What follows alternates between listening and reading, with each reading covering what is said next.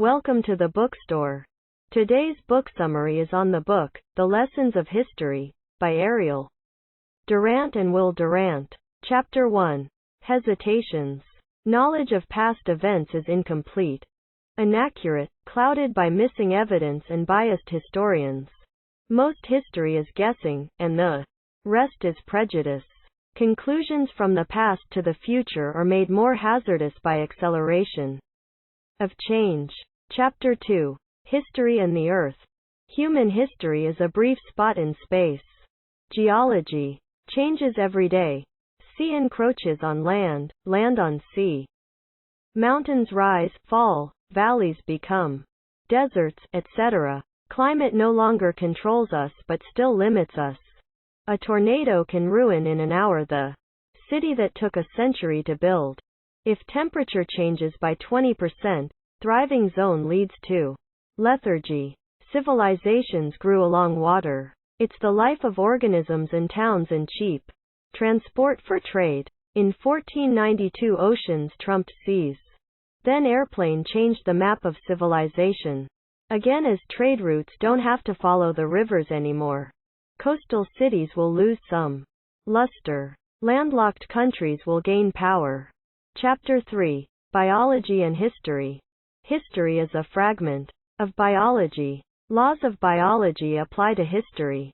First lesson is life is competition. Life is peaceful when food abounds, violent when mouths outrun the food. Cooperation is real but a tool of competition. We cooperate in our group to compete better versus other groups. True in families, communities, clubs, parties, race, nations, etc. Competing entities have same traits as competing individuals. Acquisitiveness, pugnacity, partisanship, pride. War is a nation's way of eating. Second lesson is life is selection. Some organisms fail and some succeed. Some are better equipped than others to meet tests of survival. We are born unfree and unequal to nature, subject to physical and psychological heredity, diversely endowed in health, strength, mental capacity and character. Nature loves difference. Inequality grows with the complexity of civilization. Economic development specializes functions and differentiates abilities. Makes men unequally valuable to their group. Freedom and equality are sworn enemies. When one prevails, the other dies. Utopias of equality are doomed. Third lesson is life must breed. Nature has no use for organisms that can't reproduce. If there is too much supply of humans, 3 agents for restoring peace: famine, pestilence, war. Lower birth rates on other hand reduce economic and political power of the group within society. Chapter 4. Race and History. Role of race seems rather preliminary than creative, despite past historians' claims to the contrary. It is not the race that makes the civilization, it is the civilization that makes the people. Circumstances geographical, economic, and political create a culture, and the culture creates a human type. Racial antipathies have roots in ethnic origin, are predominantly generated differences of acquired culture, language, dress, habits, morals, or religion. There is no cure for such antipathies except a broadened education. Chapter 5. Character and History. History shows little alteration in the conduct of humankind. Means change. Motives don't. Rich and poor have the same impulses.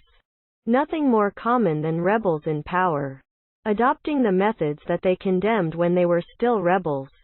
Evolution has been social, not biological. The hero has a place in history in forming unstereotyped responses to new and unpredictable events. Conservative who resists change is as important as radical who proposes it.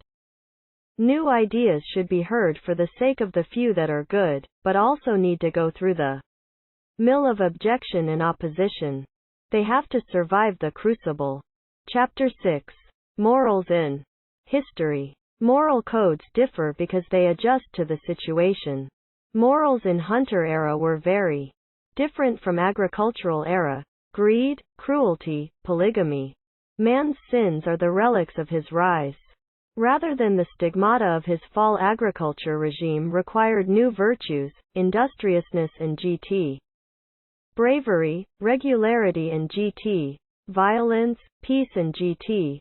war, children equals economic assets. Strong familial authority. Industrial Revolution changed it again. Children equals individuals, not economic assets. Marriage delayed. Authority of parents not as important. Education is greater than. Religion. Chapter 7. Religion and History. Indispensable to a happy land, age. It has kept the poor from murdering the rich. Inequality dooms many to poverty or defeat. Supernatural hope staves off despair. Destroy the hope leads to class war. Religion has many lives and a habit of resurrection. It prevails when laws are feeble and morals must bear the burden of maintaining social order. Fades with the power of law. There is no significant example in history, before our time, of a society successfully maintaining moral life without the aid of religion. As long as there is poverty, there will be gods. Chapter 8. Economics and History. The men who can manage men manage the men who can manage only things, and the men who can manage money manage all. History is inflationary, and money is the last thing a wise man will hoard. Economic system must rely on some form of profit motive. Substitutes, slavery, police supervision, ideological enthusiasm, are too unproductive and expensive and/or transient. Men are judged by their ability to produce, except in war, when they are ranked according to their ability to destroy. Majority of abilities is gathered in a minority of men. Concentration of wealth is a natural result, recurs in history. Rate of concentration varies with economic freedom permitted by morals and laws. Concentration may reach a point where strength of number in the many poor rivals the ability in the few rich. Critical juncture solved either by legislation redistributing wealth or revolution redistributing poverty. Then power, wealth, concentrates again. This is the eternal cycle. Chapter 9. Socialism and History. The struggle of socialism against capitalism is part of the historic rhythm in the concentration and dispersion of wealth. Capitalist fulfilled a creative function. Savings leads to productive capital, financed. Mechanization, created flow of goods from producer leads to consumer. History has had many socialist interludes. Samaria, Egypt under Ptolemies, Rome under Diocletian, China under Zuma, Chian and many others. Over time the two are getting closer. The fear of capitalism has compelled socialism to widen freedom, and the fear of socialism has compelled capitalism to increase equality. Chapter 10. Government and History. Men love freedom. Freedom of individuals requires some regulation of conduct. Hence, first condition of freedom is its limitation. Make it absolute and it dies in chaos. Power naturally converges to the center as it's ineffective when divided and spread. Monarchy is the most natural form of government, judged by prevalence in history. Democracies have been hectic interludes. Monarchy has a middling record. When hereditary, it leads to stupidity, nepotism, and extravagance. Most governments have been oligarchies. Aristocracies, chosen by birth, theocracies, by religion, democracies, by wealth. It's unnatural for a majority to rule because can't be organized for united and specific action. Majority can do no more than periodically throw out the minority and set up another. History doesn't justify revolutions. Effects would have in most cases come with economic developments. To break sharply with the past is to court the madness that may follow the shock of sudden blows or mutilations. Violent revolutions don't redistribute wealth, they destroy Democracy is the most difficult of all forms of government, since it requires the widest spread of intelligence, and we forgot to make ourselves intelligent when we made ourselves sovereign. Democracy has embedded class conflict. Every advance in the complexity of the economy puts an added premium upon superior ability, and intensifies the concentration of wealth, responsibility, and political power. All deductions having been made, democracy has done less harm and more good than any other form of government. If equality of educational opportunity can be established, democracy will be real and justified. Though men cannot be equal, their access to education and opportunity can be made more nearly equal. The rights of man are not rights to office and power, but the rights of entry into every avenue that may nourish and test a man's fitness for office and power. Chapter 11. History and War. War is one of the constants of history. Cause of war is the same as cause of competition between individuals. The state has our instincts but not our restraints. States will unite in basic cooperation only when they are in common attacked from without. We may make contact with ambitious species on other planets or stars. Soon thereafter, there will be interplanetary war. Then, and only then, will we of this earth be one. Chapter 12. Growth and Decay. History is littered with ruins of civilizations. Life has no inherent claim to eternity, whether in individuals or in states.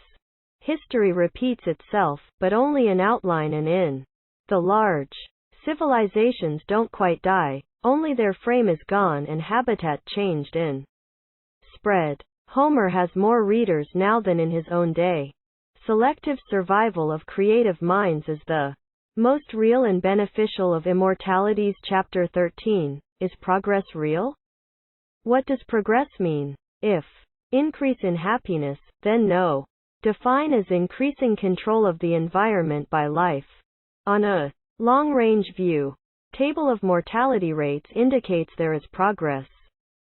We idolize past civilizations but forget their high rates of infant mortality, short lifespan, great disease, etc. If education is the transmission of civilization, we are unquestionably progressing. Our finest contemporary achievement is our unprecedented expenditure of wealth and toil in the provision of higher education for all. If a man is fortunate, he will, before he dies, gather up as much as he can of his civilized heritage and transmit it to his children.